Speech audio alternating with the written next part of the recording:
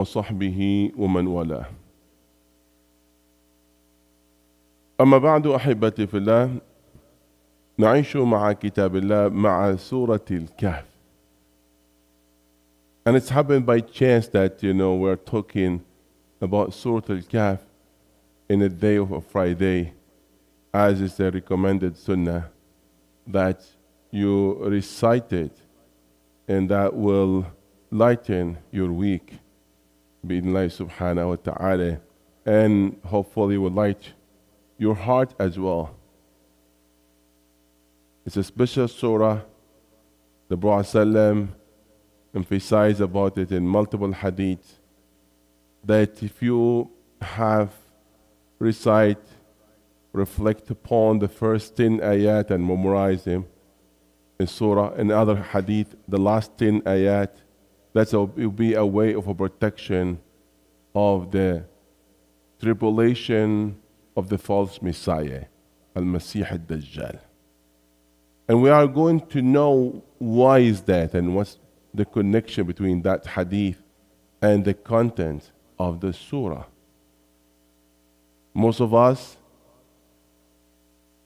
love this surah and recite it more often, and many of us actually even have memorized it. But what's the main objective of Surat Al-Kahf? Looking at Surat Al-Kahf, we see 4 stories. And in the middle of those stories, there is a reminder about the first conflict and the animosity of Shaitan, the devil, that he has for the children of Adam. And when you read, you think that 4 stories, maybe it's a random stories, has no connection. No, all of those 4 stories are very connected, in a way that each story that representing one major trial that as a human you are facing in your life. This is the main fitan, tribulation or temptation or trials, that as part of the test in this life. So there is a fitna to al-aqidah with deen. You might be going to be tested in your deen and your faith. And the trial of money and belonging, and the trial of knowledge, and the trial of having the power. And started, with that way. So the first story, the story of Ashabul Kahf, the young boys, that Allah subhanahu wa ta'ala praised them in those ayat, and Allah protected them, in fact, in the cave. And Allah spoke about, them and their purpose, and the challenges that they faced. And Allah subhanahu wa ta'ala knows about them. Allahu a'lamu bi'iddatihim. Yes, so Allah knows them. And they have slept there in that cave for 300 years and 9. Is it only 300 years or 300 years and 9? وَلَبِثُوا فِي كَهْفِهِمْ 300 سِنِينَ وَازْدَادُوا 9. Actually, if you count it with a solar system, as you will find it just 300 years. But if you count it in the Lorentz system, Lorentz calendar, you'll find it 309. Subhanallah, it's amazing. So if you want to be, if you are 60 and you want to be younger, count your years with the solar. But if you want to be older, count with Hijri, with the lunar one, you're going to be 62. Yeah, for every 30 years, there's 1 year extra. Yeah. Anyway, so Allah subhanahu wa ta'ala mentioned that fitna and describe it to us. That the young boys went through it, and many of us, they might went through it. The other fitna about fitnatul mal. المال والبنون زينة الحياة الدنيا والباقيات الصالحات خير عند ربك ثوابا وخير أملا. So that's another fitna. That a man that Allah blessed him with the gardens, and how he has that ego and he relate all of that to himself, and because of, he said, that's a sign that Allah loves me. And that led him to deny the blessing of Allah subhanahu wa ta'ala. And subhanallah, because he was not thankful and grateful, Allah destroyed all of what he has. The third problem that, fitnatul ilm, where Musa alayhi salam were asked who's the most knowledgeable person, he said, I am. And at that time, he was not saying it out of pride, but was not the expected answer. So Allah subhanahu wa ta'ala humbled him and asked him to follow that al-abdu salih. And what was amazing, when they have three steps, and three stops in what happened in each one. And the Prophet said, may Allah grant mercy for my brother Musa. If he was more patient, we will hear more things that are amazing. The three stories were amazing, and that three stories make you believe in the destiny of Allah subhanahu wa ta'ala. Because it appears as something bad but then underneath there is something good. It's not as you think. Subhanallah. There's amazing things in there. And the last one about Dhul Qarnayn, as he's one of those kings ruled the world with goodness, and it was a good example, and how Allah subhanahu wa ta'ala used him to protect many tribes, and Allah subhanahu wa ta'ala gave him the knowledge and the power, and he utilized it in a good way. So there are four examples, and if you notice, it's in all of those stories there are good ends and good lessons, and the people learn from that. They went through hardship, but then they learned from it, and out of it there were something good.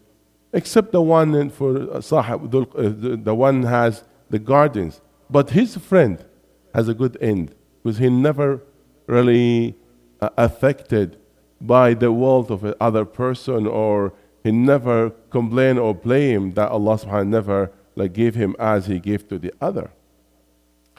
So now you look at those fitan, and amazing things, after each one, Allah subhanahu wa ta'ala giving you as a advice two things to protect you from those trials.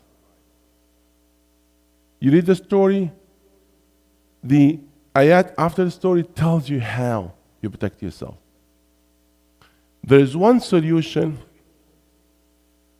for all after each story we'll mention, which is a reminder about the akhirah. When you know that you are going to die and you're meeting Allah subhanahu wa ta'ala, that actually will strengthen your faith and give you the power to face any obstacle in life. So after each story, Allah reminds us about our return back to Him. And read, all of those stories.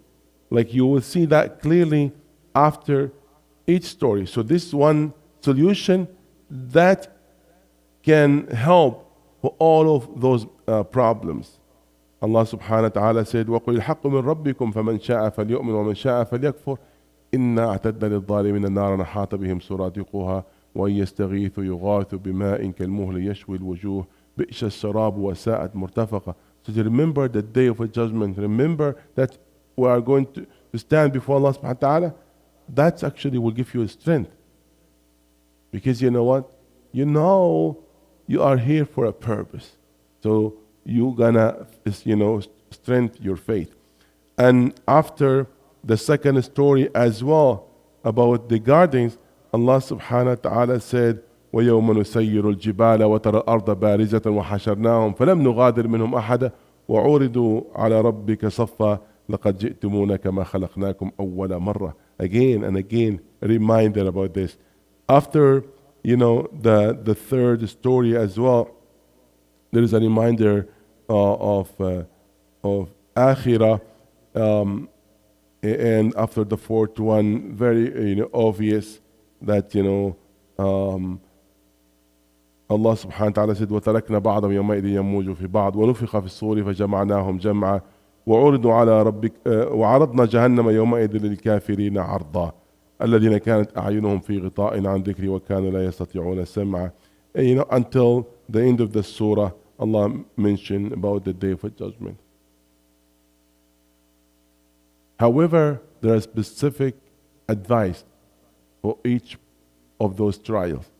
The first important advice for the first one, that to be in a good company. Wallahi, that will protect your faith. The friendship either will protect your faith or take you down. So you watch your surrounding. Allah subhanahu wa ta'ala told the Prophet sallallahu alayhi wa sallam, وَاصْبِرْ نَفْسَكَ مَعَ الَّذِينَ يَدْعُونَ رَبَّهُمْ بِالْغَدَاةِ وَالْعَشِيِّ. And after, the stories as well for the one Allah bless him with the gardens, and how we're going to protect ourselves from that fitna, to understand the reality of this life. Allah said, وَاضْرِبْ لَهُمْ مَثَلَ الْحَيَاةِ الدُّنْيَا كَمَاءٍ أَنزَلْنَاهُ مِنَ السَّمَاءِ فاختلط به نبات الأرض فأصبح هشيما تذروه الرياح وكان الله على كل شيء مقتدرا. When you understand the reality of this life, you belittle everything. And all of that is just temporary in your hand. So you're not going to be fooled by your belonging. And how you protect yourself from the fitna of knowledge, and you humble yourself to return the matter to Allah subhanahu wa ta'ala. That you be humble and not relate anything to yourself. That Al-Abdu Salih Al-Khidr, he said, وَمَا فَعَلْتُهُ عَنْ أَمْرِي. I have not done it just because of my own. This is the command of Allah subhanahu wa ta'ala. Always return that favor to Allah subhanahu wa ta'ala. And how protect yourself from the fitna of power. That's one of the hardest fitna, to be honest. It's not that easy to find that a just ruler that has the power, fame, name, money and everything, but still on the right track. That's not that easy, So that person, he has to get example, get reminder from the people that they went astray, but how you protect himself, he has to have ikhlas, sincerity. When he have sincerity, Allah subhanahu wa ta'ala will protect his heart, and Allah will put good on his actions. So Allah subhanahu wa ta'ala mentioned after that story, قل هل ننبئكم بالأخسرين أعمالا الذين ضل سعيهم في الحياة الدنيا وهم يحسبون أنهم يحسنون صنعا. So Allah giving a reminder for the whole page about how we have good intention, seeking the pleasure of Allah subhanahu wa ta'ala. There's something that you notice in this surah that emphasizes about the book of Allah. When you connect yourself with the book of Allah, you are going to protect yourself. The surah started with that reminder. Alhamdulillah alladhi anzala ala abdihi kitab wa lam yaj'al lahu iwaja. Then Allah subhanahu wa ta'ala said, وَاتْلُ مَا أُوحِيَ إِلَيْكَ مِنْ كِتَابِ رَبِّكَ لَا مُبَدِّلَ لِكَلِمَاتِهِ وَلَنْ تَجِدَ مِنْ دُونِهِ مُلْتَحَدًا. And then, Allah subhanahu wa ta'ala mentioned the Quran, even at the end of the surah, reminder again and again, which really important that Putin emphasized about this. In the middle of the surah, Allah subhanahu wa ta'ala spoke about the conflict, the first conflict, and the animosity that shaitan is carrying. To tell you, if somebody does not want you to pass the test and want your failure, is shaitan. He's your enemy. Do not be a friend of shaitan, because he might make you fail in the test of aqidah or test of belonging, and you're not going to be thankful to Allah subhanahu wa ta'ala, or test of knowledge, or test of being in power. The shaitan is after you in all your matters and in all your situations. So you have to know the steps of shaitan and how you can protect yourself from him. Now, why this surah named after Al-Kahf, cave? Why people entering the cave? When somebody entered the cave, because maybe bad weather, or at night he's afraid from something, so he's seeking it as a shelter, as a protection. So you're looking for a protection. As those problems, you need a protection. To protect yourself from that, you need to find that protection. So the cave, it's a means of a protection. So you have to protect yourself from those, trials that are mentioned in this surah. And if you notice, those trials are the major trials that the false Messiah is going to affect people. Why people are going to follow him? He will really confuse people about all of those matters. Confuse people for their aqidah. They will follow him. And he will point to the sky, and rain comes. He will point to the earth. The grass will grow. And that's, means, that he will utilize in a bad way, so people follow him. So he will actually trick people. He has the knowledge, and he has the power. So one of the major trial that humanity might face, it will come in that form. The false Messiah will bring it. And think of it. If Allah protects you from that major trial with the false Messiah, then easier for you to be protected from all other things. And that's why in each salah, the Prophet ﷺ included that asking Allah to protect him from fitnatul Masih al-Dajjal. And think of it, if that dua was answered, and Allah protect you from that major fitna, which representing all type of fitan. It's a fitna in aqidah, fitnatul mal, fitnatul ilm, fitnatul, it has a relation to that. If Allah protected you from that fitna, inshallah you are going to be protected from all other fitan. It's amazing surah that encourages us to be connected to the Quran, be connected to Allah subhanahu wa ta'ala, and have real meaning for this life. And as we are here for a test, regardless your situation and who you are going to be tested. Do not say I'm not, you are. This life for test. لِيَبْلُوَكُمْ أَيُّكُمْ أَحْسَنُ عَمَلًا وَهُوَ الْعَزِيزُ الْغَفُورُ. And I will end with this statement.